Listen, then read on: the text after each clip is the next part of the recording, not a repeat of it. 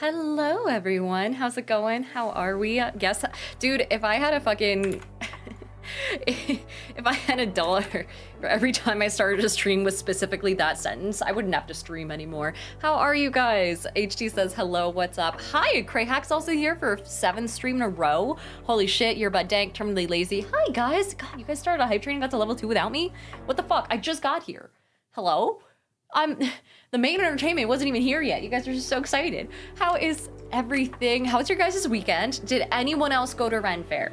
Because my God, I needed to commiserate with someone about how much fucking money I spent on specifically the mead. And also, dude, those pickles, oh, I have been thinking about those pickles nonstop, and not in the usual way that I think about pickles nonstop. Hey, Flash Cloud, thanks for the 500 bits. How are you? Oh my God, Memo also subbed to the Prime. Hi. We also have Wheels, who's on a 3rd stream in a row. Jesus fuck. Crayhack says there's no Ren Fair until August for you. Yeah, right. I remember some people saying that theirs aren't until like August, September-ish. Hi, Moon. Oh my God, hello. Hi, good to see you guys. Everyone say hi to Moon Decor. Also, Lucas says it's only 90 degrees here. It's too cold for our Ren Fair. Oh, 90 degrees sounds so lovely. Also, Benji says not a Ren Fair, sadly, but car show at a winery. A car show at a winery sounds like a lot of potential drinking and driving, but like kind of in a chill way. I don't know. Don't think into that too much. There is no chill way to drink and drive, I promise. This is not an endorsed by Diana of the Rose statement. Let's see, Flashcloud said I'm doing tired. Back from playing tennis for an hour. Dude, it's tennis season. Wasn't it crazy? So I played tennis in college. You wouldn't know it because I'm unathletic as shit. Sorry, I played in high school. And I was so, how do I put this? I was good enough that after the first year, they couldn't keep me in JV anymore because honestly, it's mostly for freshmen that are in JV, so they moved me up to varsity. But I was so bad that I was on the lowest possible level of varsity to the point that they actually like put in a whole separate lower level of varsity below what you're supposed to normally have. Like there are like 12 levels in varsity. I was varsity number like 14. You're not supposed to have a 14. They like took pity on me. Also, Lab, hi guys. Everyone say hi to Miss Lavender, the amazing editor behind Worlds Apart. A lot of you guys are like, oh my God, Lab is amazing. And if you haven't seen the most recent episode as well, it's so fucking funny. She's put in some great edits. Everyone say hi. Let me post real fast on Instagram to let people know I'm here. Crayak says, tennis, why didn't you racket my face or something? I don't know. Hi, Crayak, good to see you. Also, Krypton said, damn, I see how it is. Diana saying hi to only Moon and Lab. Oh shit, hi.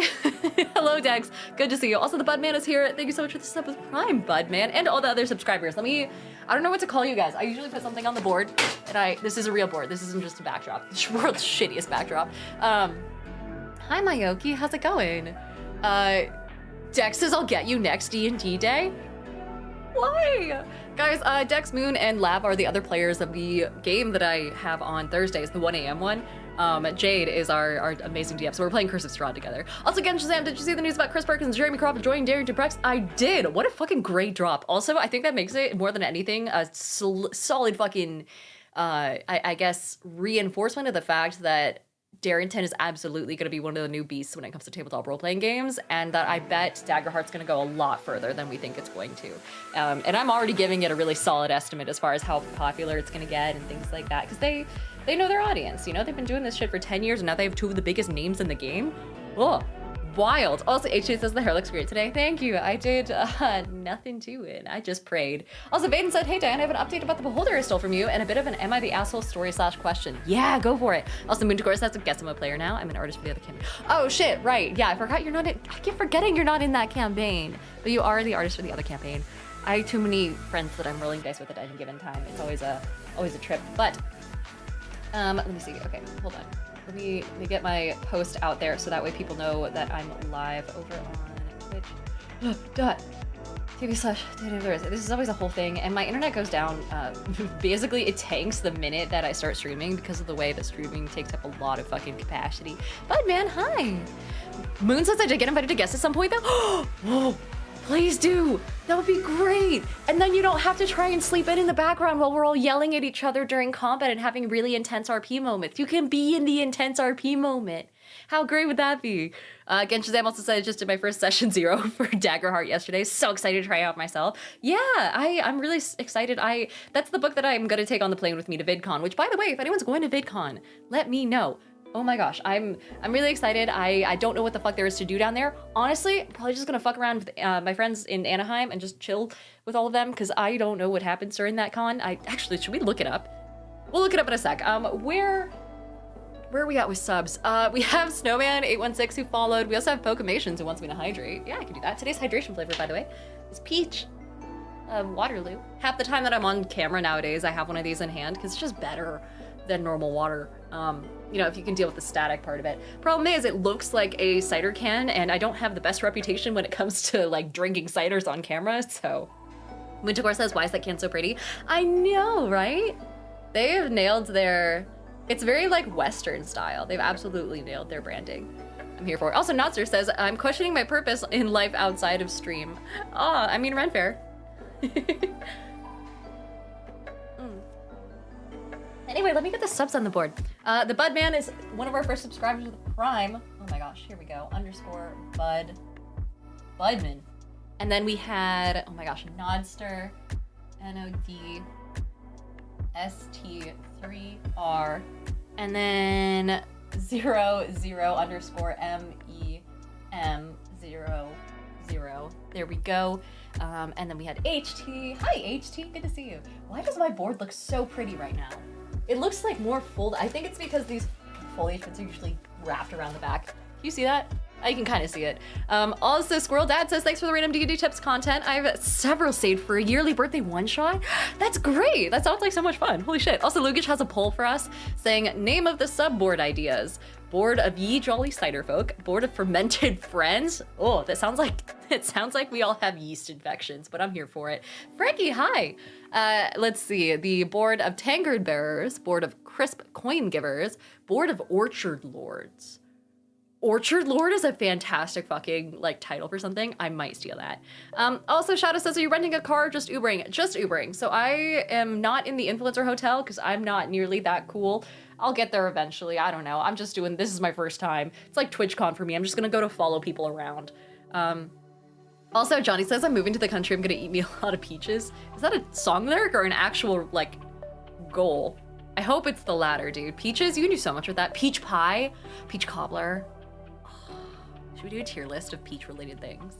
Also, DBCU is here, our lovely mod. I'm gonna switch pens. This is awful. I keep fucking around and getting distracted, and it just dries out of my hand. Hold on. DBCU was one of our first subs of the day. DB_CU.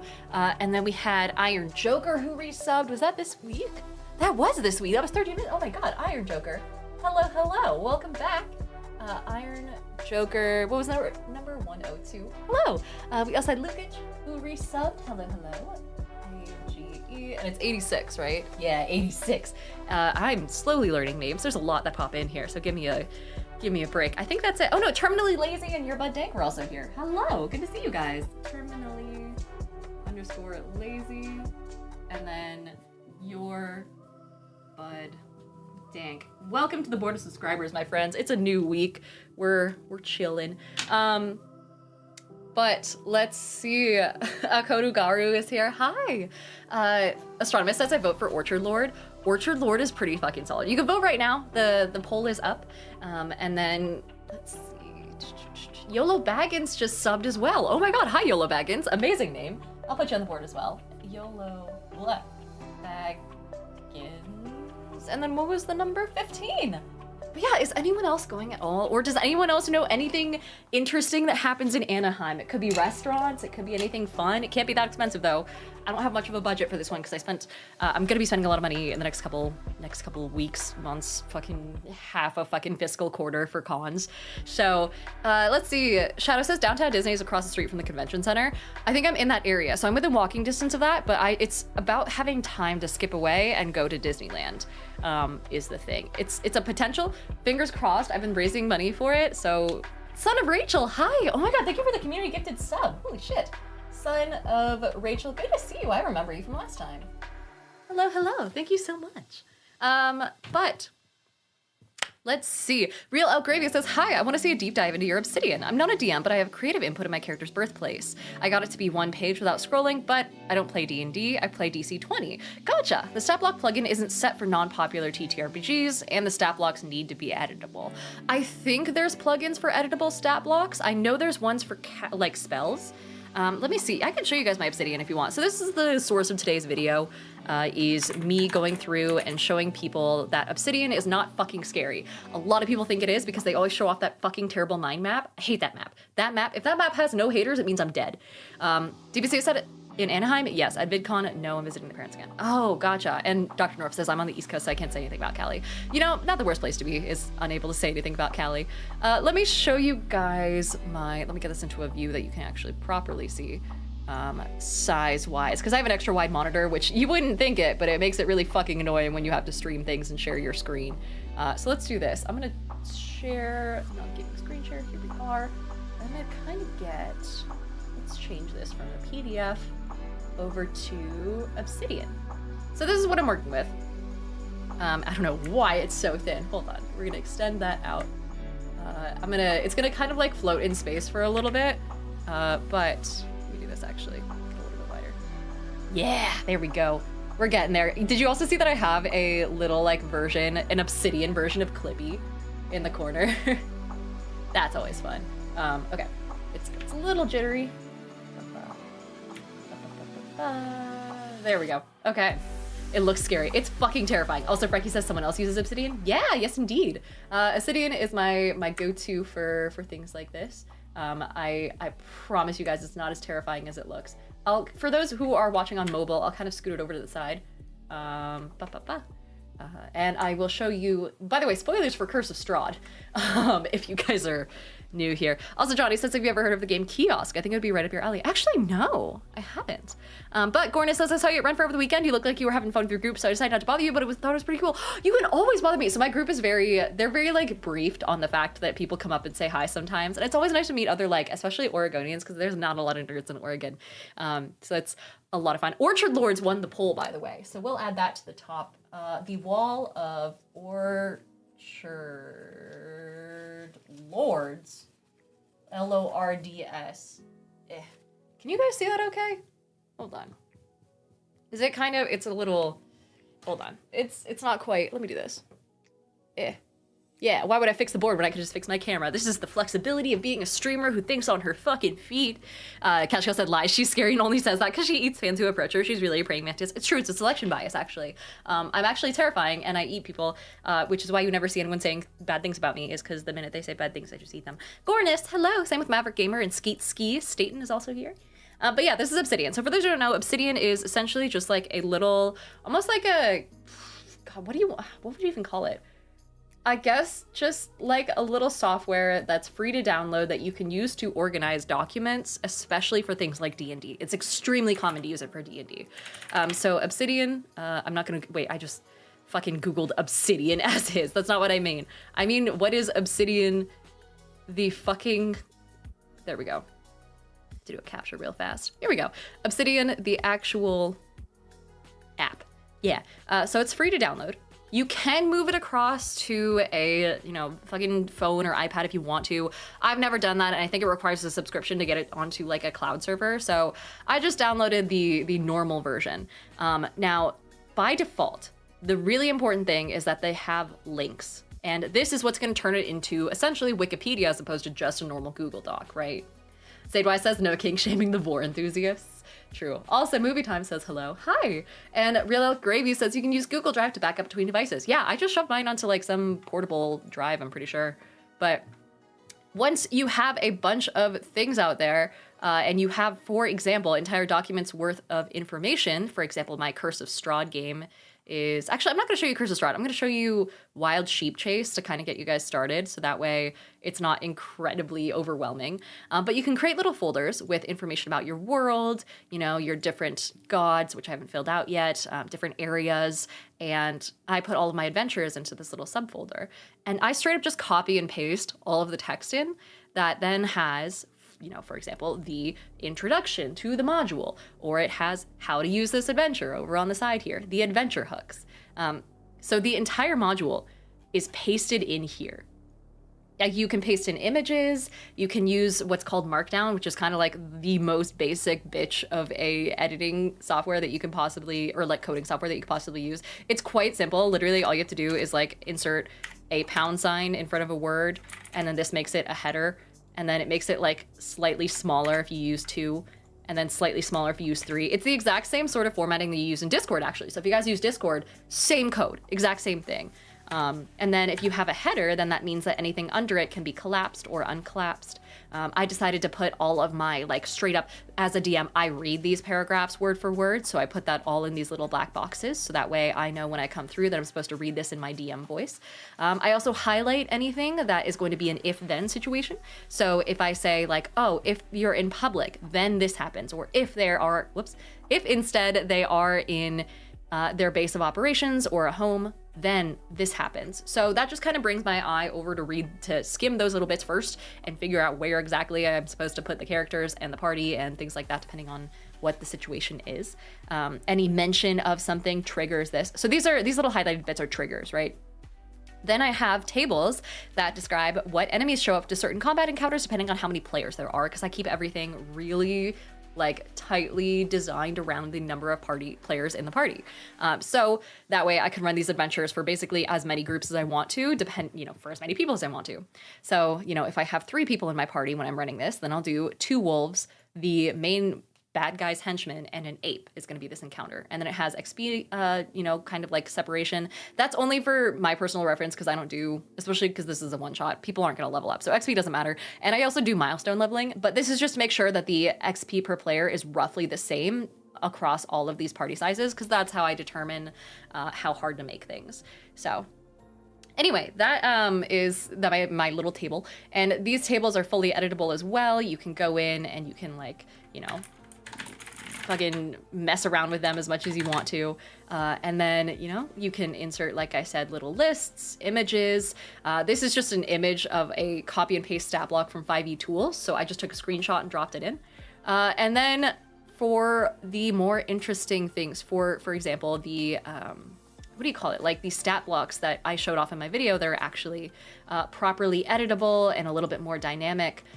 This is actually a plugin, which is, I forget what it's called, but quite literally all I have to do is I have to do this mark right here, the word stat block, and then just what type of monster I want it to be. So I could type in Hydra, for example, and then it's, oh, maybe not that.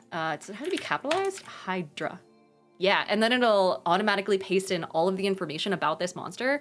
So that way I don't have to deal with it. It does also do dice rolls for me. So it's hit points. I can just click this button and get a dice roll for the hit points. I forget what this does. I think this is something that integrates with something else and makes it so that you can track initiative and things like that when you're playing. But there we go. You do have to have an index somewhere in your Obsidian file that refers to all of this. So I think if we go to admin and references, the rules, I believe somewhere in here, or the templates, somewhere around here, it has like all of the stat blocks just stored. So that's what it's kind of like calling upon. But I just keep this admin thing hidden away so that way I don't have to deal with it. The most important thing are the links that I was talking about earlier. So for example, this is if I wanted to go into this page and talk about this one hag lady who's in Curse of Strahd, and I'm talking about, the concept of Aberos, which is my word for Barovia. Then I can just click on the term Aberos and it'll take me to that page and scroll me down to where I left off the last time I was reading through it. So it has all this information about the world as a whole. I can go back to the previous page if I want to. I forget. Oh yeah, here we go. So I can use back and forward buttons the same way as like in Wikipedia. And I can make it so this says anything I want to, just like Wikipedia. So yeah, this is incredibly cool. It's a fantastic tool. What people will usually show you is this like fucking graph view, this mind map, which shows you how everything is connected.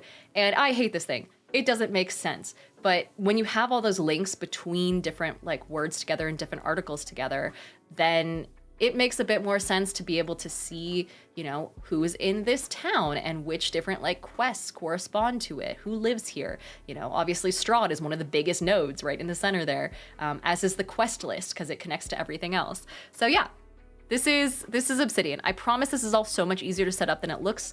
All of the plugins that I have are available online, and if you go and you search like best Obsidian plugins for D&D, then here we go. There's whole like subreddits based off of it. There's like people who have compiled entire lists of the best plugins that you can use. So this guy just straight up has a whole ass list that tells you where he gets his initiative tracking and his like images and his stat blocks. Leaflet is the one that I use for maps. He's got a dice roller in here. So they're all very straightforward. Highly recommend. Mine has a couple silly things in there too. Like I have a little like Obsidian version of Clippy in the lower corner of mine. So, but yeah, anyway, that's Obsidian for you. That's like the super quick rundown of what I was talking about in my video earlier today. Paradoxical, hi, and Lowlight, hello. Same with Lost Oddish, good to see you. Real Elk Gravy says, oh, I love Leaflet. Yeah, it's so great. Also, Impulse says, I saw your reel on this, and I was literally saying the other day that I wanted something like this. It's so much fun. It's so easy. It's a very lightweight document as well. And like I said, I have just one major document that contains all of my world information, and then a couple folders that go into the, you know, the stuff that I run. So, but yeah. Johnny Infamous says Clippy is an eldritch horror. I wonder if there are there's gotta be Clippy memes out there where like he pops up in a corner or something and he's like, hey friend, I see you're trying to hide a body. You want some help with that? Plant endangered species over a shallow grave so that way the dogs can't dig it up. Let's see. Christoph said I learned about Obsidian through Endeavorance, had it on my phone building my homebrew and got a new phone and lost it all. Shit, yeah, I would not know how to translate it between phones. That goes beyond my capability. Endeavorance will always use Obsidian to a way better degree than I ever will in my fucking life. So I think there's also like YouTubers who will put out entire, you know, tutorials and like learn to use it type things. So highly recommend that. Let's see. Naster says, Diana's reels have all the tools lately. Music, notes, next art foundries, and tabletop reviews. Art is hard, yeah. I used to just go onto like Tumblr to find like art as reference, but even then when you're a TTRPG content creator, you need permission to use things like that. So I just haven't really been using art recently. Made me a lot better at describing things though.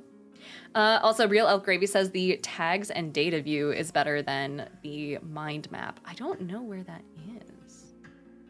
Let's see. Tags and data view. Hold on. We're gonna get out of Firefox here for a sec. Leaflet maps, a CSV importer, so this will import a entire file's worth of like stat block information for you to make it easy. Rat. Oh shit, I do have a dice roller. Damn, I didn't know that. Oh, that's super cool. Here's all the options for it. Whoopsies, I forgot that it existed. An encounter builder, advanced tables, open a creature pane so I can search for a creature. Oh my god. Oh my god, and then it just pulls it up on the side? I don't remember having any of this from when I was... Oh, that's so cool. My god, Past Me is great. Future Me is a dumbass, though, so I don't know how it works. They Call Me Lewis says, Diana, for some reason you give me I listen to Sabaton vibes, and I need to know if that's true. I don't know who Sabaton is, but they sound like it might be... I don't know. Now, I listen to a lot of Yost, and a decent amount of... Pair 11, Rufus du Sol, huge one for sure. Nasser says, how do you separate different groups of variations within your overarching campaign notes within Obsidian? I've only ever run one group through Curse of Strahd enough to, like after getting Obsidian, but I would probably make it so that I had a bunch of if-then statements. So if we go back to my Obsidian here, I have information on my party, and this party is no longer in use, but it has, you know, just as a starting point, all of the information regarding their passive perception, investigation, insight, and stealth, so that way I can just refer to this at any point. And then I can go into their individual little sheets that have their warnings, you know, before I, like, if I start a campaign and I want to make sure, you know, that they have, I'm not giving them anything that could potentially trigger the player. I have all that up there. I have their backstory, their race, class, background, birthday, which is fun, color, all of that. And so this is always the coolest thing ever. I really like it. And so I usually keep information about different characters' choices in the section that is, where they made that choice. So for example, I'll say there's going to be like an occasional thing that says, if Jocasta, whoop, no, that's not what I want. If Jocasta Crivens is in the party, then the party automatically fails this encounter or something like that, which is just like a little way of me, putting information in so I know to reference that, and I'll usually highlight it. So that's usually where I put it. Lucas says this is the party that was like 14 characters. So my Curse of Strahd is actually West March's style. And so my party was, a couple of people have played several different people in the past. I think we had one death so far. Other people wanted to just switch characters when they got bored or wanted to try a different class or something like that. And so these guys, we had them all pop in on a given week and pop out again. And so it was very loosey-goosey. It was like whoever could show up, showed up. And that was how it worked. We also had Death House be converted to like a little, let me see if I have it here. I think I have Death House's features, areas of the house. So this is like the entirety of the map. Yeah, West March's campaign modifications. Shit, I never pasted it in here, but I had a whole document talking about the way that I would modify a campaign if it was West March's style. And so I would make it so that the Death House was turned into essentially their hiding place, And so that would be their point of operations from then on out. If they survived, Let's see. Universe Fall says, I'm pretty sure they run Curse of Strahd as Witch March. Yeah, I had 9 people show up for a combat once. Not doing that again. But let's see. Nyarla says, it's too bad WotC owns Ravenloft or Strahd. It would be probably be a decent game if you used the system good for doing horror. Yeah, so I would, honestly, I think I kind of want to take normal horror games and make them a little bit more scary and run them in their native systems, so Vaesen and things like that. I also have an apocalypse type setting for D&D that for 5e that I want to make a lot more scary and a lot more gory, and then bring into D&D. Ranger says, did you write all that all that documentation, or is it AI assisted? There is no AI. So this predates AI kind of being like used for D&D stuff. It predates ChatGPT being majorly important. And so I just straight up copy and pasted from a digital copy of Curse of Strahd into this document. And then I went through, every single paragraph by paragraph, and edited and added new notes, added all these highlights. I way extended the descriptions because the descriptions kind of suck. But yeah, that was it. Let's see. Sir Johnny wants me to, has subbed with Prime. Welcome in. Same with Drew is Dead 37. Hi. Oh my gosh. Sir Johnny. Let me see. Is it H? Yeah, HNNY5, and then Drew is Dead 7? 37. Hello. Sorry to hear about your loss. Welcome to the crew. Father Faded is also here. Same with Pine 3DK, Nocturnus, Jaws in 3D. Good to see you guys. Nocturnus says, I love your content. Thank you. Or I like your content. Sorry. Maybe you don't love it. I don't know. But we also have people asking me to hydrate. But yeah, Father Faded. Hello. And Lucas says, today I learned what a West Marches is. Yeah, so West Marches game style is essentially, oh my god, how do I put this? So imagine you're playing D&D, and normally you're kind of on rails to some degree. Not necessarily in a bad way, but if you're playing a certain module, right? Let's say that you have a certain campaign where, a bunch of this evil cult is summoning a demon, and you spend 17 sessions trying to prevent the demon from getting summoned, and you have a couple different options for doing that. You can go and take out the people who are doing the summoning, you can infiltrate their lair, you can take away the resources they need in order to make it successful, so on and so forth. You have story arcs, you have rising conflict, you have a resolution, and you have the fallout of that resolution, and it takes place over the course of sometimes months or years, and that's a normal campaign. A West Marches style campaign is basically more sandboxy. Instead of being a part of a town that you then leave and then you travel around the continent doing your own thing as a party, sometimes spending days between civilizations, stopping points and running into random encounters everywhere. Instead of that, A West Marches style game. It takes place either on the brink of or in the center of wildly unknown civilization, like full on just like a massive desert, unexplored land, and ancient ruins of a city. Something like that where everything outside of the little starting town that you start in is wild and dangerous. And in almost concentric circles branching out from that central hub, the world gets more and more dangerous. So the further away from your starting town that you go in any direction, there's more to discover because it's sandbox style. You essentially have like little one-shots that you can do. You can go on little hunts and come back. But the further you go out, the more dangerous it is. So with a West Marches style game, whoever can show up to a certain session on a given week, so, say I was running it at, Fridays at 7 o'clock every single week. Whoever can show up just pops up. They don't have to let me know ahead of time. It'd be nice if they did, but they don't have to. And then whoever is there, they get together as part of a little party for the day, and all of them get assigned some quests that they can do over the course of maybe 3-4 hours. So it's like a string of one-shots. It's so much fun. They can still manipulate the world around them. So I usually make it so they're all part of some adventuring guild, and they, go out from the center town, they clear out some ruins, they turn it into a new, stable for the community. And then they come back, they collect their reward, they level up. Whoever isn't there that week doesn't necessarily reap the rewards, but the town in general might get the rewards. Like now that you have a stable out in the fucking middle of nowhere up towards the north side of the town where it's on the brink of a forest, then you can, all of a sudden, everyone else in the party, whether or not you were there for help setting that up, can benefit from that. The town as a whole grows a little bit. So it's very much like, it's almost like colonization, or not colonization, civilization, the game, Civilization, but in D&D. It's super fun. And also it works really well for adults with busy schedules. So that's the main reason that it was invented. People have done West Marches style games that have spanned fucking decades, and it was originally created by this one dude who's still pretty solidly in the scene from what I understand. Maddie says, in a start playing game breaks, so can't stay long, but big kisses to my favorite boss spawn. Hi, Maddie, I love you. Pine says, are you married? No, other hand. But Nonster says, watching Diana talk about D&D is definitely a happy place. Yay. And also Vaden says, hey, Diana, my Am I the Asshole story about the beholder is slightly long for a Twitch comment, so I posted it in your Discord in the D&D channel. Okay, if I don't remember to check it out, whoops. But at the very least, everyone else will be able to tell you if you're the asshole or if you're your party member if they're the asshole. Muriak, hello, hi. Welcome back for your 10th month. And Ross is also here. Blazing Bad Zula, Room of Whatever, Spiritual Rogue. Good to see you all. Good to see you all. Bob McSnizzle says Insomnia has once again allowed me to catch your stream. I don't know if I should congratulate you on the insomnia, but I'll say you're welcome here anytime. Miriak, thank you so much for the sub. Oh no, this is the bad pen. I'm just gonna start throwing these out.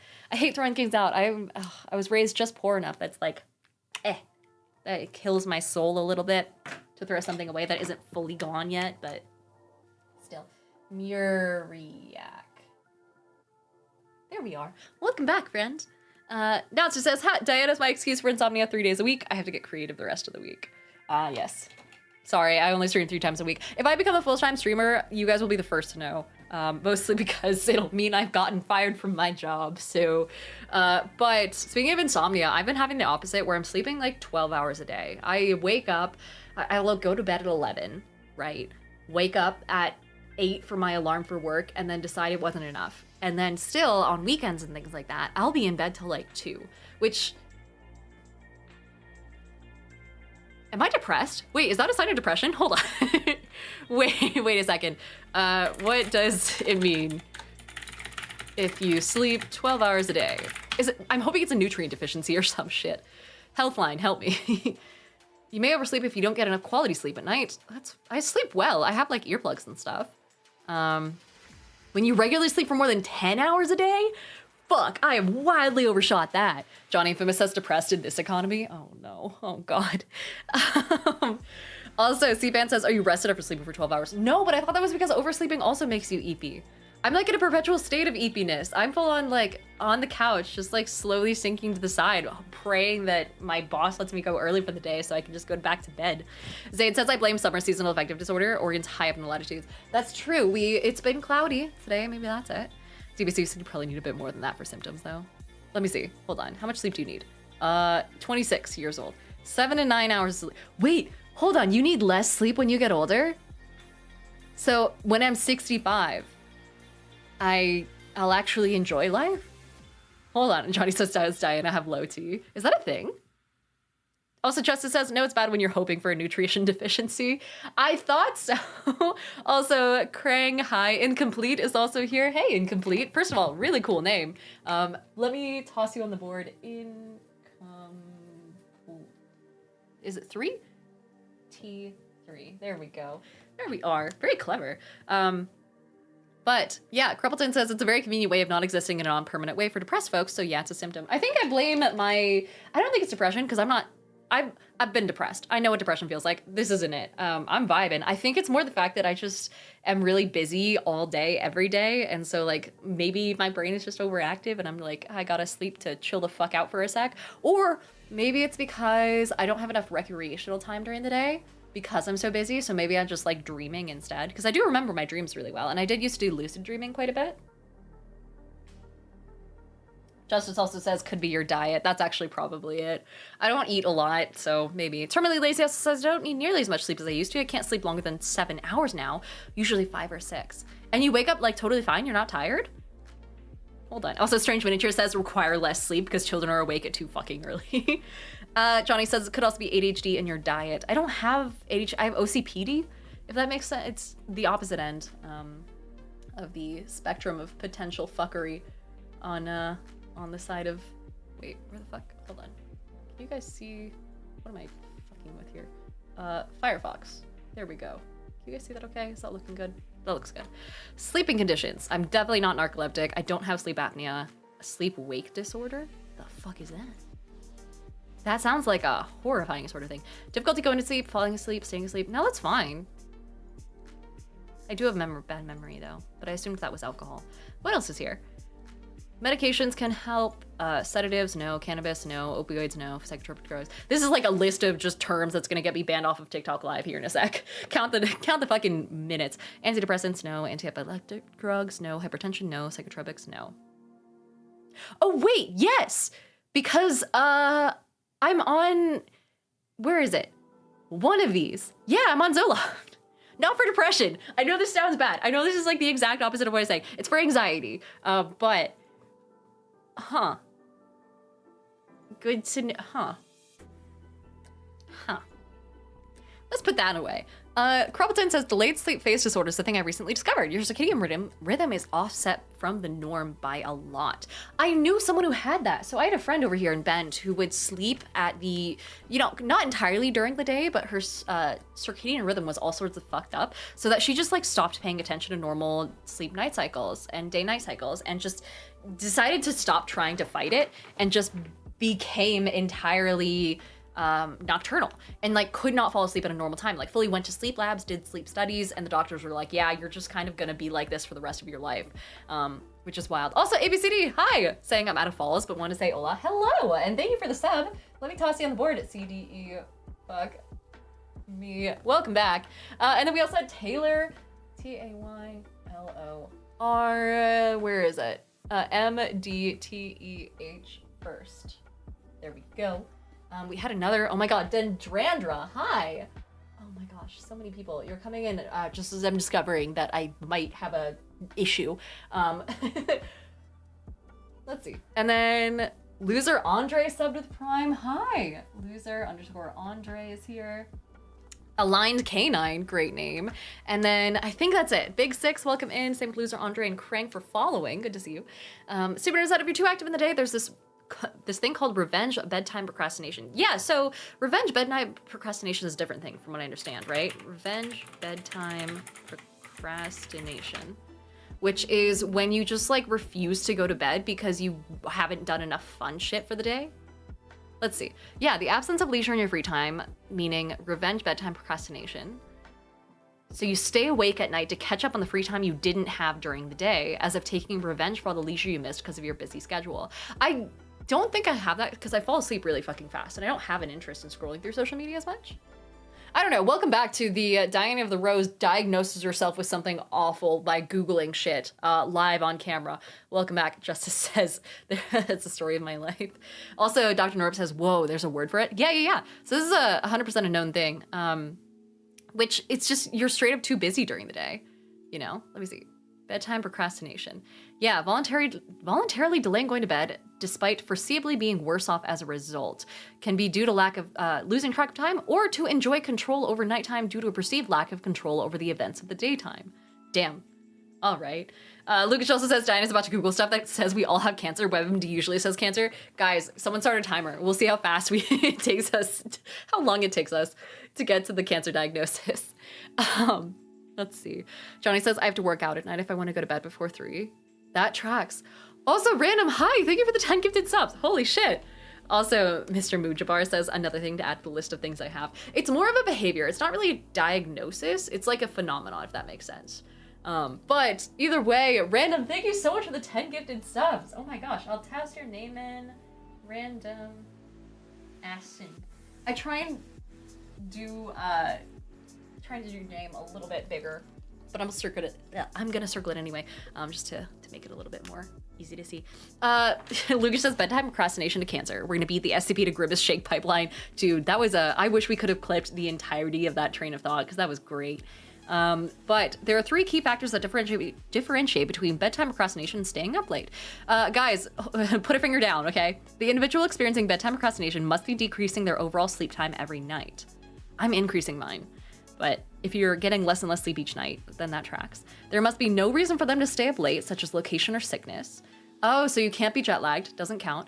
Can't be sick, doesn't count. The individual must also be aware that the loss in sleep is impacting them negatively, but they do not care enough to change their routine. People with higher cell phone use report more signs of bedtime procrastination, and the media environment creates the atmosphere for sleep procrastination by providing plenty of fun pastimes before lights out. Isn't, like, going on your phone before bed canonically really fucking bad for you as well? Also, Random says, I was really hoping to catch the non-subbed that keep commenting. Damn it. Oh my gosh, hi, Random. Thank you so much for the last one for Nocturnus. I'll change this 10 to an 11 for you. Thank you guys so much for supporting each other and for getting some more subbed people out there so you can comment and, you know, not have to deal with the ads for the most part. Qualm, hi, welcome in. Say with the unexpected kid. Good to see you, good to see you. Justice Hurt says, what if I'm in denial? See your doctor? Jordan says, nothing I do that impacts me negatively is my fault. There's a loophole to not have this. Exactly. Justice Hurt says, yeah, blue light or some crap. Here's the thing. I'm pretty sure blue light sensitivity. Hold on. Blue light before bed. I'm pretty sure that was unproven. UC Davis. Let's see what they have to say. Because I remember reading into the research on this. And actually, we can go right to the research. Hold on. This is a handy little tip if you guys ever want to be smarter than everyone else. You can go to Google Scholar and search blue light sleep. And it's just like Google, except for, you know, actual scientific research from the get-go. Hi, Ray. How's it going? Influence of blue light on sleep, performance, and well-being, and yada, blah, blah, blah. No, wait, stop, go back. There we go. A systemic review. Blue light has a bad reputation. It has a wavelength which may influence our circadian rhythm and cause bad sleep. But there are other aspects that are often overlooked. But this hasn't been summarized systemically, so this is so this is like a review. Results, conclusion. This is what I love about scientific research. There's no bullshit, no ads, and it just gives you like, here's the conclusion, here's the results. Half of studies found sleep efficacy to be decreased, and slightly less than half found sleep latency to be increased. More than 1/2 of the studies found cognitive performance to be increased, and slightly more than 2/3 found alertness to be increased and reaction time to be decreased.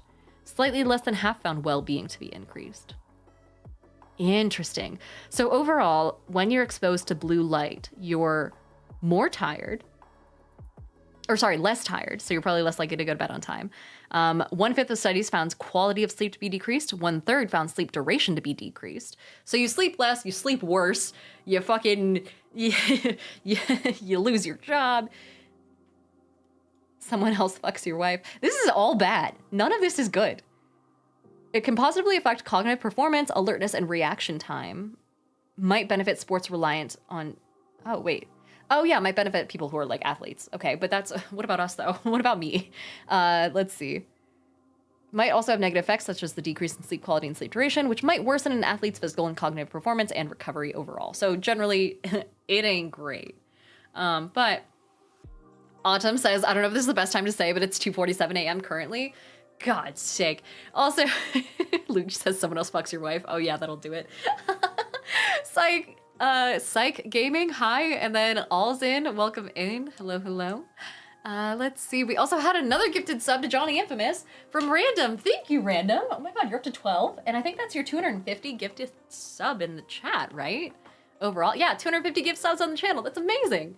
Super Nerd said, I'm stuck in paradoxical insomnia. I can stay up till like 5, but then I sleep until 11. I feel like, okay, there's got to be research on, okay, hold on. Does going to bed earlier actually fucking help? We took out the fucking part. Let's see. Going to bed at 9, oh, this is from Forbes. Oh, it's from Fortune.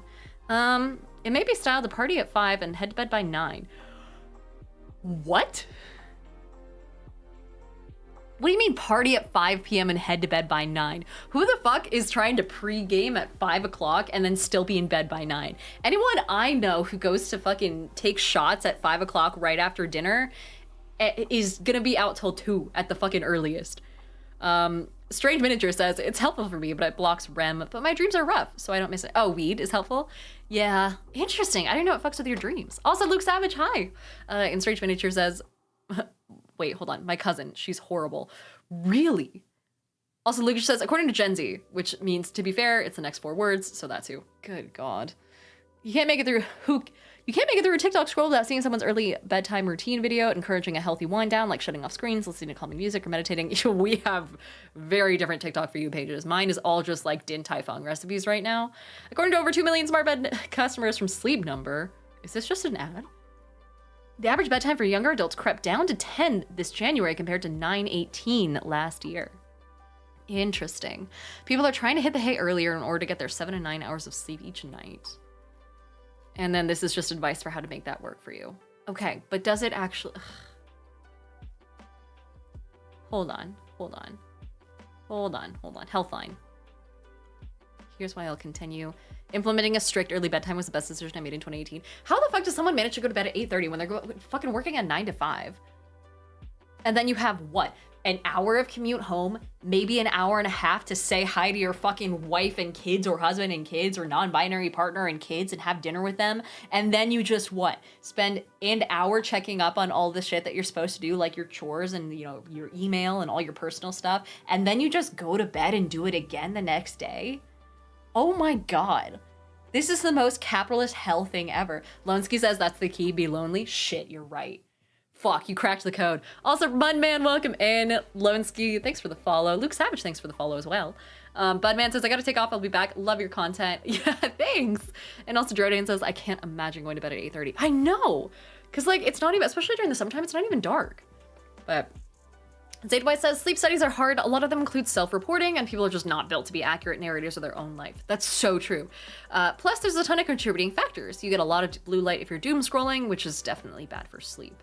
Also, Dr. Norp joined the Discord. Woo! Yeah, we do have a Discord, you guys. If you wanted to join, it's not very spammy, I promise. I don't at everyone all the time, but it's just got, you know, you can sign up, opt into notifications when I'm going live and shit like that. So that's always helpful. It's also where I post videos from, you know, me enjoying myself at Ren Fair, things like that. Dude, I can't stop thinking about the Ren Fair pickles, dude. They were so good. I also saw someone wandering around with a pickle that had like a peppermint stick shoved into the middle of it. And they marketed it as a peppermint pickle.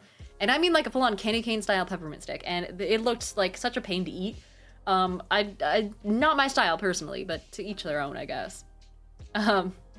Johnny Infamous says, I'd launch myself into the stratosphere if I worked a 9 to 5 and went to bed at 8:30. Yeah. Also, Johnny Infamous says, ever had a pickle mead? What the fuck is a pickle mead? Is it like a mead made out of pickle juice? Or like a mead followed up by pickle juice? Either way, no, and I don't think I want to. Also, Jordan says, peppermint pickle? You say that like it's a normal thing. Is this not a normal thing? Hold up, peppermint pickle. Because they had the pickle dude at the Oregon Ren Fair was selling them. Yeah, this is 100% a thing. Behold the peppermint stick in a dill pickle. That is a headline.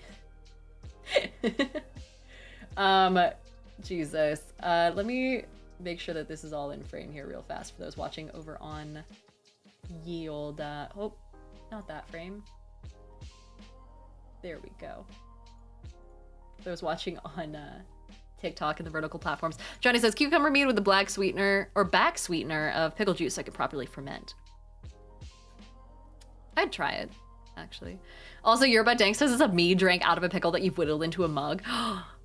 Oh, that'd be good. That'd be fun. Can you, wait, imagine doing a shot out of a pickle, though. if you like, carve out the middle. Also, Terry says, can you share the most random Ren Fair moment? Oh, God. I don't know. It was kind of fun when they were doing the little fights in the arena, though, because they had, like, sparks coming off of their weapons and things like that, and that was always, oh, fantastic. Pickle bong? No way. Someone has definitely done that. Also, Scope says, wouldn't the pickle juice dissolve the peppermint? It probably would, right? Young people will make some wild stuff with random ingredients. Why is everyone blaming young people? Where the fuck do you think they learn it from? Let's see. You gingerly bite off the end of the pickle just as you might the tip of a cigar, and firmly gripping the gripping that pickle is spitting on it a little bit first, you know, giving it a nice, like, full 2 hands if you can. Firmly gripping the pickle, plunge the peppermint stick in dead center. This is like, it's supposed to be physically painful to watch for some people with penises. It's like sounding, but horrifically wrong. There has been research done on this snack, and people who grew up with it consider it routine. They liked it, but none put up a passionate defense for or against it. People were like, yeah, we've just been doing it for forever. We didn't stop. No one told us we could stop. Let's see. Johnny Infamous says I made a cucumber pickle mead for a contest and won second place. No way. Oh, that sounds amazing. Also, Notster says to Diana, just hawk 2 with a pickle. Yeah, but without the cryptocurrency scandal, because I have class. Deuce Leon, welcome in. Thanks for joining at this trying time. I will say this: neither peppermint stick nor dill pickle won the battle waged within my mouth. Been there. Each is such an aggressive flavor that neither succeeded in being the dominant taste. It was a draw, or perhaps mutually just assured destruction. Someone took a bite and said it was truly awful. Yeah, they sold this like it was a normal thing. But it was 100% an option at the Ren Fair. We can look at people giving it a shot. Oh, damn it.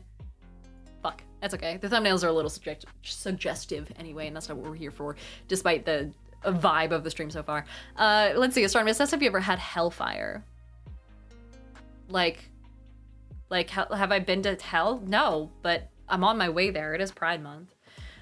Jordan says, let's not Google sounding, please and thank you. No, we're not going to. Also, Bob McSizzle says, I think pineapple on pizza gets a pass. Peppermint pickle is cursed. It is. 0 out of 10. Strange Miniatures also says, chat, pickle bong is a fail. Repeat, do not pickle bong, do not seek the treasure. I want to know, how do you make pickles anyway? Can I, like, because the ones that they had at Ren Fair were so satisfying because of the size. Not that, you know, you need a big pickle to have satisfaction. I think it's more the vibe at Ren Fair. I'm going to stop talking. How do you make a pickle? Homemade pickles recipe, because it's not necessarily pickles that I'm a big fan of. I'm a big fan of the concept that people can then take anything else and shove it into the pickle solution and make like pickled carrots and things like that. And our list says pickle size queen confirmed. It's cucumbers and vinegar, cucumber, dill, and vinegar and thyme. Hellfire is menthol and spicy food, says Andronimo. You say that? Is that a thing? And then like pickled garlic and shit like that, and then you can mix things in. Okay, easy homemade pickles. Rice vinegar, maple syrup, salt, red pepper, not doing that. Black pepper, dill, garlic. This is easy. No way. But how long does it take? Okay, wait. It only takes a couple days? Chat, should we make pickles? Should I make pickles? It'll mostly be me. Let's be honest. Let's see. Nautilus says, would you rather your pickles be very long or have a lot of girth? It's about how you fit your mouth around it, you know? Everyone's a little bit different. People are saying sure. Let's see. But you can also, what else can you pickle? What? Google. What else can you pickle? It autofilled it instantly. All recipes help me out, and please don't be in slideshow format. Okay, thank God. Refrigerator pickles, easy. Pickled peaches? Wait, is this still in vinegar? No way. Yeah, with cloves and cinnamon. To be fair, the cinnamon would slap, but that's wild. Drodan says, I've been pickling my liver for decades. Getting ahead of it. Also, Johnny says pickled garlic is OP. I know. Oh, they don't have it. Bread and butter pickles? No. Jalapenos? Fuck no. Pickled asparagus I got at the farmer's market not too long ago. Where pickled okra, Christmas red pickles, pickled eggs. Oh.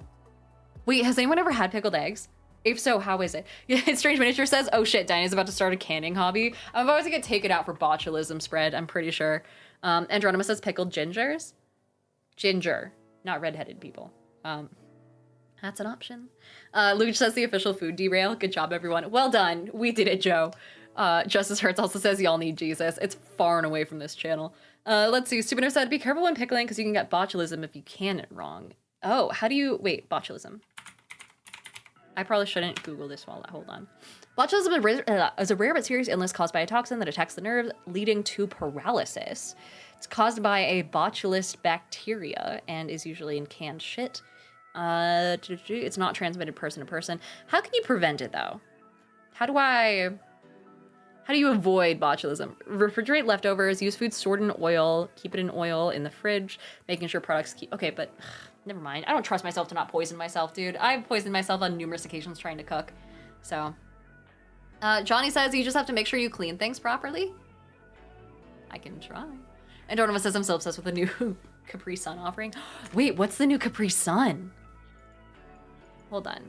New Capri Sun flavor. Moon Punch? Wait. Oh my god, they changed their logo. Why is it so happy? Multi-fruits, orange, multivitamin, cherry. Didn't they make it so that the backs are no longer clear for some reason? Was it because it gave away the fact that there was like mold or some shit in the, in it? Let me see. Where's the... Capri Sun introducing a glow-in-the-dark pouch for its newest flavor, Moon Punch. In celebration of a rare total lunar eclipse, also known as a blood moon, happening on March 14th. Oh, this was earlier this year. The juice brand is releasing a cosmic new flavor. Interesting. And they have like different packaging for the different ones, I'm guessing? Or is that just a gimmick? It might just be a gimmick. Oh no! The 8 new astronomically inspired pouches will be a cosmic cherry flavor. Each one will depict a different moon phase, making them fun collectible items to complete a moon cycle from new to full moon. You can follow a lunar link to win. This is just turning into an ad. I don't want that. This is also ages ago. I mean, if it's cherry flavor though, where's the jump from cherry to fucking moons? Androna says the solstice pouch is what it's called. It just went on sale today at Wally World.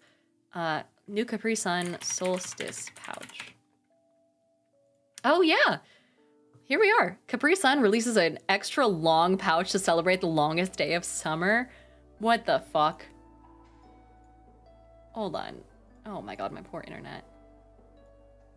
Solstice. This is just an ad for Anchorage. Jesus. You versus the guy she tells you not to worry about. Boy Howdy says, and they aren't calling it Capri Moon. I know! Also, Nazar wants me to hydrate. What a missed fucking opportunity. Nazar says, might as well drink. Johnny says, there's liters of Capri Sun in a store near me. And Nazar says, they were always foil when I was a kid. Really? You didn't have the clear backings? Also, Duridian says they should do the Falmer's Almanac moons and flavor them accordingly. So strawberry, flower, wolf. Yeah, wait, what's the upcoming one? Someone Google it. I'm still staring at this for no reason. A very long serving of juice. Oh, Jesus. Yeah, how long is the straw on that thing? Asking for a friend. Capri Sun says the distinctive drink comes with an extra long yellow straw and a 64-ounce jug of Capri Sun fruit flavor to keep on drinking even after the sun sets. The pouches cost $1.50, which is a nod to the solstice's 15 hours of sunlight. They're only on Walmart and they were sold out in minutes for Capri Sun fans, of which there are a lot of them, I guess. Dracoman says it feels like Photoshop. Truly. It's a juice box and a flotation device at the same time, said one Instagram commenter. Capri Sun the long way, said another user. Capri Galaxy. I love internet comments so much. Everyone is so funny. Everyone's so creative. Boy Howdy said the straw is the normal size, probably. Cowards. Give me the straw extension. We know we have the technology. God, I love the food derails so much. Also, my TikTok live is like, hey, you're inactive right now. Chill the fuck out. I'm active. I was just here. There we go. We also had someone donate $5 when I wasn't looking. Thank you so much to the $5 tipper for helping me. Essentially, it's just like gonna be my fund for VidCon. By the way, there won't be a stream this Wednesday because I'm going to be out and about at VidCon. So I'm going to be flying out on Wednesday, so I won't be here. So please go support friends instead. There's a list of people that I hang out with regularly that's in the shelf of supported, what do you call it? Like the suggested streamers? Some other nerds, essentially. So if you like nerds, Go there. Astronomus says Capri Schlong. Jesus Christ. Also, Dracobane, hi. Hello. And Nazra says, did Capri Sun convert to paper straws? God, I hope not, because then you'd have to like make the hole yourself, right? But am I being like Mandela? Hold on. Mandela effects. I feel like I'm getting Mandela affected by the fucking concept of a Capri Sun pouch. Sun pouch change. To make it like no longer transparent. Yeah, Capri Sun addresses the juice packaging rumors. After fans sound off, we'd never disrespect the pouch. Hold on. Accounts spread that Capri Sun will be ditching its iconic pouch and opting for bottles instead. No, no way. That's not what I'm talking about. I'm talking about the fact that they didn't used to be transparent on the back. Let's see. The aluminum pouches are here to stay. Okay, wait. Change transparent, maybe. Is a good keyword. I dated someone once who didn't know how to Google, by the way. Like, was full on using full sentences and shit like that and didn't really know. Oh yeah, they removed the clear bottom pouches.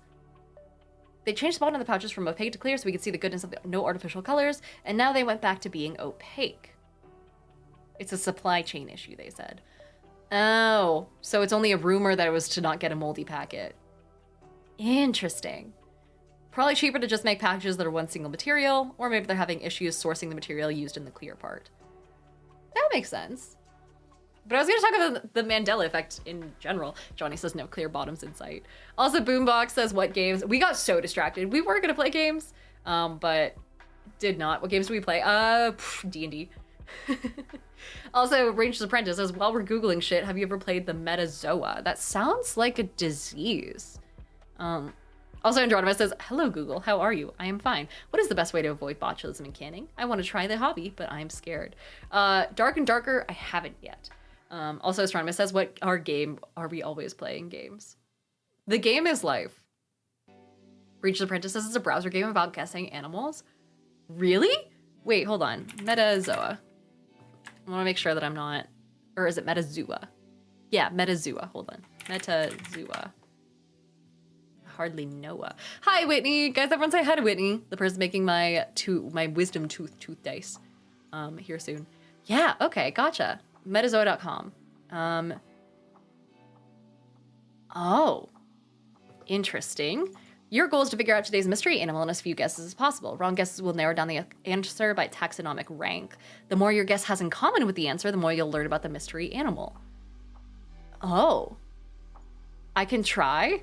It's been a hot fucking second since I got into this, back when I was in college. Whitney says, what color should the numbers be? Oh, God. I feel like they should be gold so they make my teeth look really white by comparison. Gold seems like a good vibe. Let's go with gold. I trust that. Someone says green, gums red. Oh, God. Oh, man. I mean, either gold or red would work. Is it possible to do, like, gold on the 20 and then red on anything else? That'd be sick. I don't know. Jordan says it's only your major. It was my major like 8 years ago. Oh, God. Justice says you hear Crawford and Perkins went to Critical Role. Yeah, that's the news of the day. Ranger says it's a daily game and I play it daily. Okay, hold on. So we know what animals are. We know what metazoans are. Metazoans are just any multicellular thing. But why don't we could start with a charismatic animal. Or we could do, hold on. Let's do Luna Moth. Shit. Oh, it's by scientific, oh, it's not by scientific name. Let's do a beetle. Hercules beetle. It only gives you 20 guesses? Oh, man. Okay. The answer and the Hercules beetle that you guessed have this both in common. Bilateria. It's a clade of animals characterized by bilateral symmetry during embryonic development. So basically,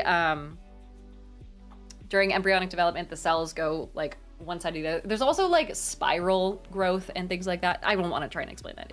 Oh, Whitney says done and dusted. I'll ink them momentarily. Oh my God, this is so exciting. Thank you, Whitney. Also, guys, everyone say hi and bye to Whitney. Ranger says you were not very close. It's a wide category. Yeah, I was fucking way the fuck off. Why don't we do something? What's the opposite of a beetle? We could say like a bird. Hummingbird? My favorite type of bird? A little bit better. An amniote. Okay. They're tetrapod. Oh wait, no, that's not good at all. That basically just means it gives birth. I hate that. So amniotes are tetrapod vertebrate animals belonging to the clade Amniota, a large group that comprises the vast majority of living terrestrial and semi-aquatic vertebrates. So we know it has a spine. So that's good. So it can't be a horseshoe crab. Johnny says you can buy a Hercules beetle for around 10 bucks on the internet. They send you the larva and it grows over the course of a year, and they're actually great pests. Oh, pets. Interesting.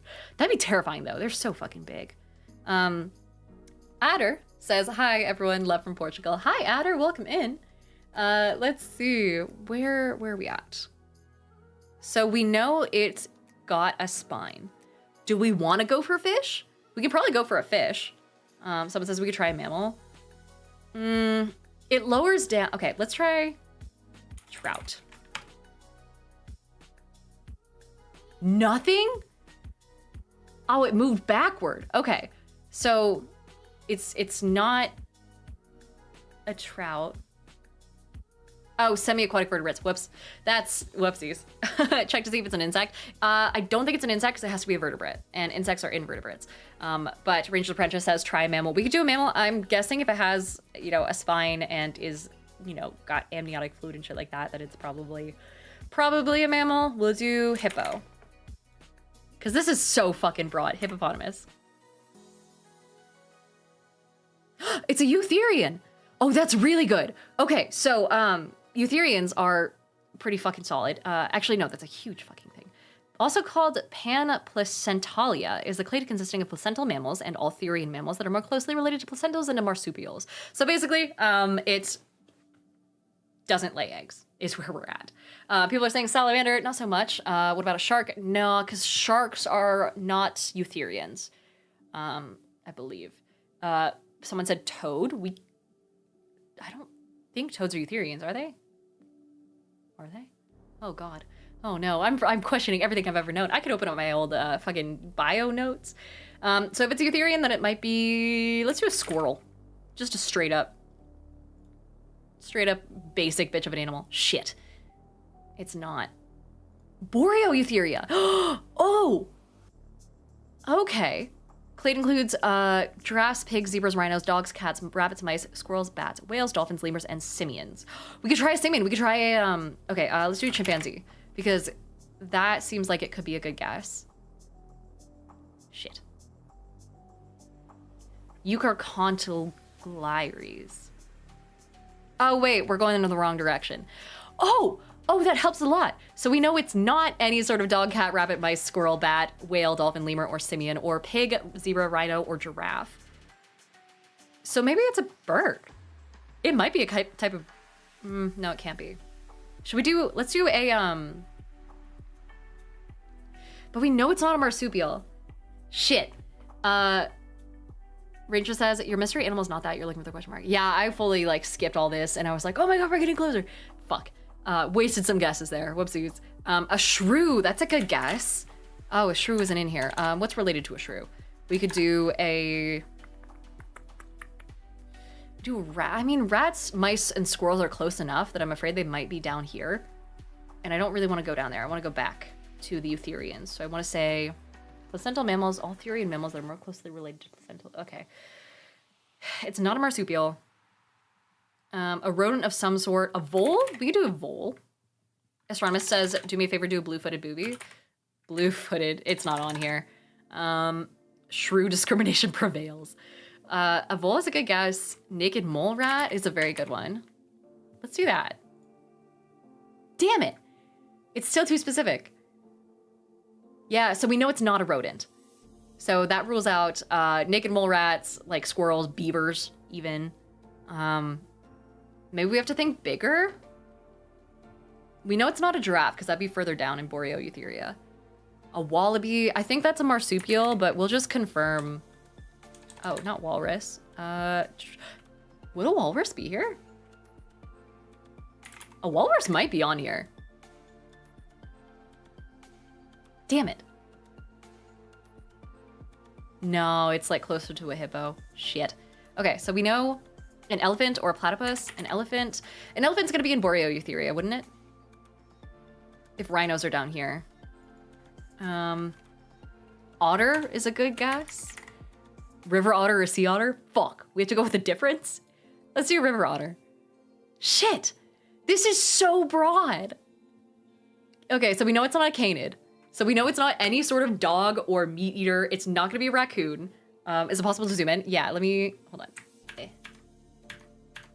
How's that? Better? Miriak says, what is the goal? We're trying to guess an animal in the next 11 guesses. Falcon, I don't want to... We could try more birds. Red panda. I think a red panda would be down with these guys. I'm pretty sure. But we could... I hate that we're hitting on everything that's like not... A bat? Bat might work, potentially. We'll do fruit bat just to start. No. So we know it's not any of these guys. Oh, we know it's not an ungulate. That's good. Mirai says, what's our closest family? We're way the fuck back up here. So we know it's not a giraffe, pig, bat. It's not a pangolin. It's not any sort of ungulate. So chances are it's not going to be deer or anything related to deer or deer-like. Caniformis includes red panda, so anything that is dog-like, cat-like, most meat eaters. Not going to be a rodent, so that includes beavers and shit like that. And we know it's not going to be a chimpanzee. It's probably not a primate at all, which rules out a lot of fucking shit. I think we need to guess more birds. Moose? Moose would be down with the ungulates, I'm pretty sure. Albatross is a good one, though. Let's do albatross. Really? Oh, so it's not a bird. Neowaves is a clade that consists of all modern birds with the exception of a Paleognathai and Galloanserae. But it doesn't include chickens. Why don't we try chicken and see if that helps? Damn it, we went up one. So it's not a chicken. The exceptions for this group include flightless ratites, which belong to Paleognathai. So flightless birds are a different one? Wait, eggs are out. It is Eutheria, but not Boreotheria. Jordan says we're not great at this. This is my fucking degree, and I hate it here. Could it be elephants? I don't think so, because I think elephants are down... Where are they? Well, they could be. Whales, dolphins, lemurs, simians, giraffes, pigs, zebras, rhinos. I feel like rhinos and elephants are close, but maybe that's just me. Is it a whale? Did we guess whale? It might be a whale. Blue whale. Please. No! Penguin? Nasser says, so not puffins because eggs. A seahorse, says someone else. A manatee. We could try seahorse. Where did whale go? This is gonna help me. Blue whale. Ah. Yeah, I was gonna say hippopotami are related to whales. Oh, maybe that's what I'm thinking of. Not elephant. So we could try elephant. Someone else says ram. Ram is going to be under the in the same area as the ungulates, I'm pretty sure. So it's not going to be up here. Whoop, here. So, sea dragon. I just want to do that because that sounds fun. Sea snake, sea urchin, anemone, sea star, sea otter, sea snake. Should we do snakes? We haven't done a lot of snakes, actually. Hold on, let's do a snake. Someone name a snake. Also, Mudman says sloths are out, right? They are out, I believe. Astronomus says ostrich. We could try ostrich, because it's non-flying. But I have a feeling it's just gonna get... Damn it, yeah. No better. Jayok says snakes are eggs. Oh, yeah, that's true. No eggs. Oh, this is hard. A rattlesnake? That's not gonna work. Trouser snake. Bird egg, no egg. Dolphin. We could try dolphin. Justice says Komodo dragon. Also, Lynn says, what about a manatee? A manatee might be... Oh shit, would that work? Because we've ruled out walruses, whales, hippopotami, living cetaceans. This is what we can't do, right? Astronomus says it wouldn't be roofing, they're connected to whales. Also, Komodo dragons have eggs, yeah. Strange Miniatures says garter snakes are live birth. I know that because I'm country. So even if they're live birth, they're still gonna be descended from the same normal types of snakes that do have eggs. So it's still further down on this evolutionary tree than we're looking to be. What else? What else? What else? Dolphins are cetaceans. Yeah, so that won't work. I'm like struggling to think of another type of animal. Also, Luke says I'm feeling armadillo. I think we ruled out We ruled out pangolin, and I don't know if that's close enough. I mean, either way, we're still really way the fuck up here. Can we get a hint? I'm gonna get a hint. Afrotheria, a suborder of placental mammals. You guys were right, giraffe is in here. So it includes golden moles, oh my god, that are either currently living in Africa or of African origin. That's so specific. Oh god. Also, Justice, as you said, partial vertebrate. Yeah, they're vertebrates. So golden moles, elephant shrews, otter shrews, tenrex, whatever that is, an aardvark, hyrax, elephant, sea cow, and several extinct clades. So manatee was also up there. Okay, so let's do manatee. We only have 3 guesses left because we switched out 3 of them for getting a little bit closer. Oh shit, we got it! Yeah, dude, Lynn, amazing! That was fantastic. Holy shit. Dude, that was so fun. Guys, 3 cheers in chat. I fully thought that manatees were somewhere the fuck else. I didn't realize that having a whole other fucking order related to the fact that you're just in Africa was a whole thing. Oh man. Lynn says I should gamble. Let's see. Nocturnus says Eutherians are distinguished from non-Eutherians by various phenotypic traits of the feet, ankles, jaws, and teeth. That's so broad. What do you mean feet, ankles, jaws, and teeth? You mean everything? Also, Regis says I'm glad I introduced this. There's like a plant version of it, which does the exact same thing. But I don't know anything about plants. Like, I could guess, fuck it, we could speed run this. Someone just name a plant. Lily pad? Water lily. First try. Shit. It's a spermatophore, so, okay. Well then, in that case, it's probably some sort of tree. We'll say like oak tree. A seed plant. Interesting. So so it doesn't include ferns, moss, or algae. But we could say that it's a willow tree? But a willow's probably closer to an oak. What about kelp? Oh no, hold on. Well, it's probably a land plant, right? A dandelion is a good one. Show me dandelion. Fuck. So oak trees and dandelions. So we know it's not, that's so sciencey. A class of flowering plants. So it doesn't have flowers? Orchids. Lynn says, are there like vegetables? Yeah, we could do like a zucchini. Nope. We could do like a tomato. But tomatoes have flowers, right? Shit, yeah. Asterids. A large clade of flowering plants, about 1/3 of the total flowering plant species. Fuck. So of all the species that we could possibly name, 1/3 of them are down here and therefore wrong.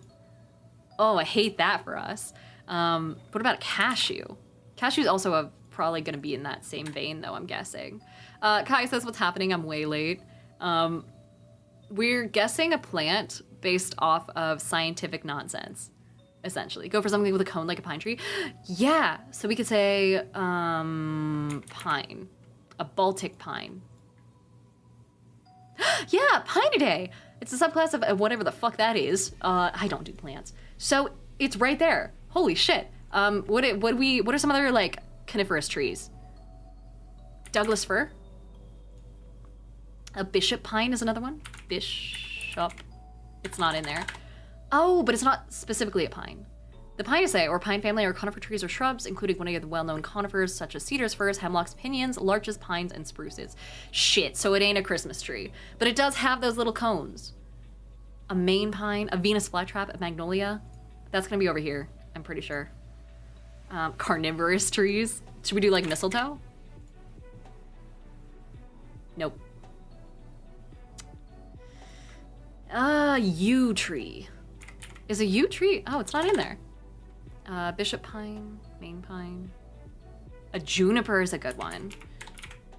Oh, it's not in here. What do you mean it's not in here? Fuck. Let's see.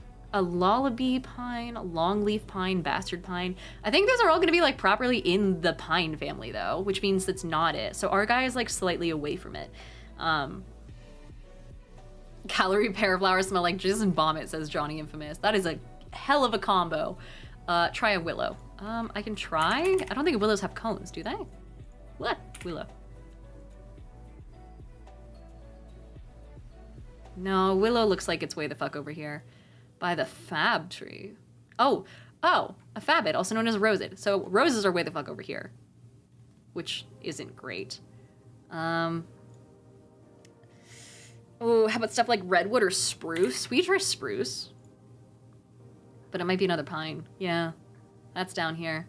So I have a feeling if we continue trying the pine trees. Oh, a cedar? Yeah, cedar.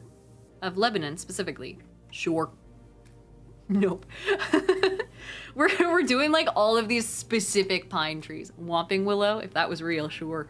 A redwood we can try. We could try what, or sequoia, actually. Let's do that. A giant sequoia tree. It might be the same thing. It might also be in the pine. We did it! Ah! That's great! Holy shit! So a giant sequoia, they're the largest trees on Earth. A species of coniferous tree classified in the family Cypressidae, Jesus, in the subfamily Sequoiaceae. So we got there by skipping the family and subfamily and just throwing a dart into a board. Good God. TVC said we did the plants better than the animals. Jesus Christ.